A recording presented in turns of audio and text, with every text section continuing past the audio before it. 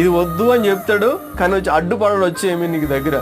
అంటే నీకు స్వాతంత్రాన్ని ప్రభు ఇచ్చాడు. అక్కడ ఏంటి, నువ్వు చెయ్యాలా చేయకూడదా నీ డిసిషన్ మీద ఉంటుంది. ఇక అంటే దేవుడు నిన్ను బలవంతం చేయడు. ఇక్కడ ఏం చేయడు, బలవంతం చేయడు. బాగా ఆలోచన చేయి. బలవంతం చేసే దేవుడు కాదు ఈయన. ఏమంటే స్వేచ్ఛనిచ్చాడు, స్వతంత్రాన్ని ఇచ్చాడు. కుమారుడు మనల్ని స్వతంత్రులుగా చేసినప్పుడు మనం స్వతంత్రతను అనుభవిస్తామంట. ఏ విషయంలో మనకు స్వతంత్రత కావాలంటే పాపం అనేటువంటి విషయంలో మనకు స్వతంత్రులమై ఉండాలి. ఏ స్వతంత్రత?